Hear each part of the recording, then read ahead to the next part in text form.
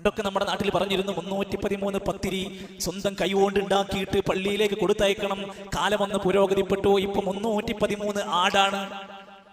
പുരോഗതിപ്പെട്ടു വരികയാണ്, സമൂഹം പുരോഗതിപ്പെട്ടു വരികയാണ്.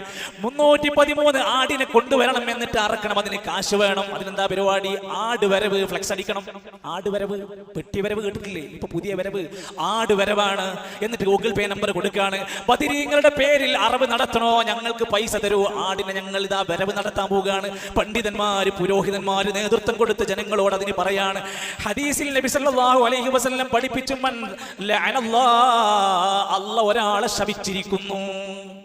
ശപിച്ചിരിക്കുന്നു എന്ന് പറഞ്ഞാൽ അള്ളാന്റെ റഹ്മത്ത് തടസ്സം വരുന്ന, അല്ലാഹ് ശപിച്ചിരിക്കുന്നു. ആരെയാ? മൻ ദബഹ ലിഗൈരില്ലാഹ്, അല്ലാഹു അല്ലാത്തവരുടെ തൃപ്തി മോഹിച്ചുകൊണ്ട് പൊരുത്തത്തിന് വേണ്ടി ആരെങ്കിലും ഒരു അറവ് നടത്തിയാൽ അവനെ അല്ലാഹു ശപിച്ചിരിക്കുന്നു.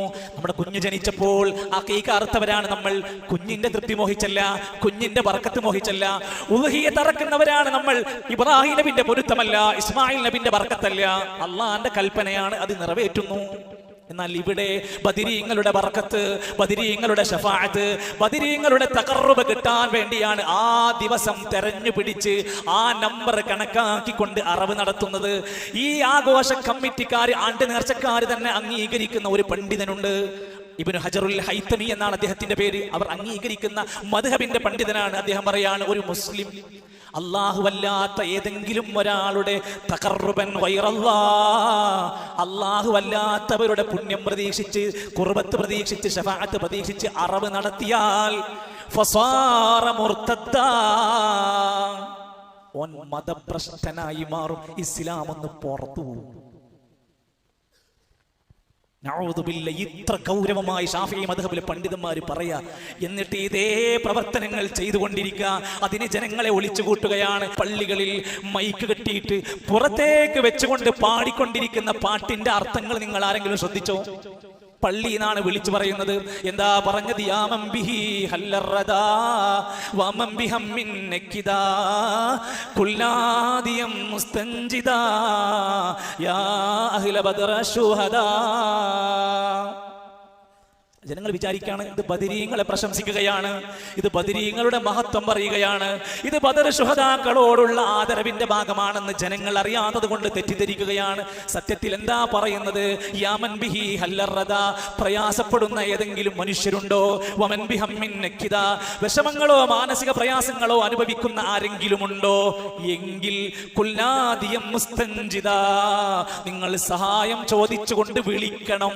ആരെ? യാ അഹ്ല ബദർ ശുഹദാ. ഒരു പേര് ഞാൻ വായിച്ചിട്ടുള്ളൂ, 100 കണക്കിന് വരികൾ താഴെയുണ്ട്.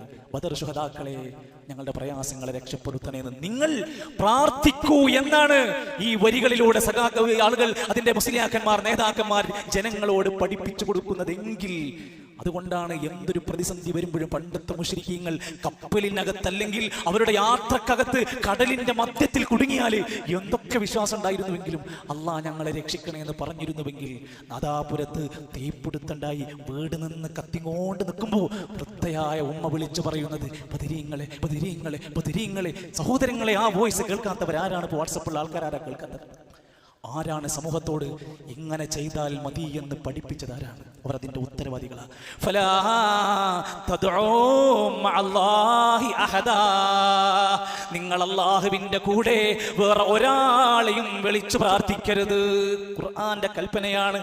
ഇതെങ്ങാനും നിങ്ങൾ സംസാരിക്കുമ്പോൾ ഇതിന് മറുപടി പറയാനും, നമ്മളെ ചീത്ത വിളിക്കാനും, വഹാബിയാക്കാനും, നമ്മളെ പറ്റിയിട്ട് വളരെ മോശമായി സംസാരിക്കാനൊക്കെ ജനങ്ങളുണ്ട്. അവർ പറയുന്നു, ഇവർക്ക് ബദരീങ്ങളോട് സ്നേഹമില്ല, ഇവർ ബദരീങ്ങളെ ആദരിക്കുന്നില്ല, ഇവർക്ക് ബദരീങ്ങളെ ഇഷ്ടമില്ല. സുഹൃത്തെ, ഒന്ന് ചിന്തിച്ചു നോക്ക്. അവർക്ക് ഇഷ്ടമില്ലാത്ത, അവർ പഠിപ്പിക്കാത്തത് ചെയ്തത് കൊണ്ടാണോ അവരെ ഇഷ്ടപ്പെടുത്തേണ്ടത്? ഒരിക്കലുമല്ല. അവർ പറയാ, അവരുടെ പണ്ഡിതന്മാര് പറയാ, ഞങ്ങൾ ബദരീങ്ങളെ ആരാധിക്കുകയല്ല, ഞങ്ങൾ ആദരിക്കാണ്. ഇങ്ങനെയാണോ ആദരവ്?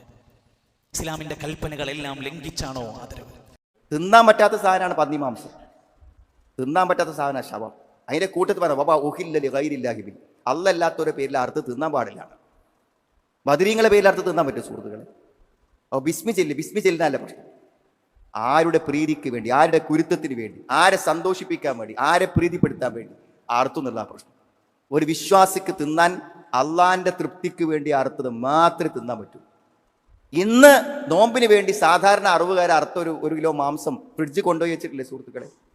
എന്താ ബദരീങ്ങൾ ആണ്ടിന് കിട്ടുന്ന അരക്കിലും ഉറച്ചുണ്ടാവുമല്ലോ. അതും ഇതും തമ്മിൽ എന്താ ആ വാങ്ങിയവന്റെ മനസ്സിൽ വ്യത്യാസം? ആ വാങ്ങിയവന്റെ മനസ്സിൽ വ്യത്യാസമുണ്ട്. ബദരീങ്ങൾ ആണ്ടിന് കിട്ടിയ ഇറച്ചിന്റെ ഒരു കഷ്ണം എടുത്തു വെക്കും, എന്നോ ഹോസ്റ്റലിൽ നിന്ന് വരാനിരിക്കുന്ന മോന് കൊടുക്കാൻ വേണ്ടി. എന്തിനാ അത്? ആ ഒരു കഷ്ണം ഒരു ബർക്കത്ത് കിട്ടും. ആ ബർക്കത്ത് ആരെ ബർക്കത്താ സുഹൃത്തുക്കളെ? ആ ബർക്കത്ത് ആരെ ബർക്കത്താ? ബദരീങ്ങളുടെ ബർക്കത്ത്. അത് പ്രതീക്ഷിച്ചാൽ ശിർക്കാണ് അവിടെ, ഗൗരവപരമാണ്. ഇതാണ് ഇപ്പോഴും ബദറിന്റെ ത്യാഗത്തിന്റെ ഓർമ്മകളിൽ ആൾക്കാർ ചെയ്യണം തരും. കുറച്ചും കൂടി ബിരിയാണി അടിച്ചു കയറ്റി കടന്നുറങ്ങുക എന്നുള്ളതാണ് ബദറിന്റെ ത്യാഗമായി ആളുകൾ മനസ്സിലാക്കുന്ന കാര്യം.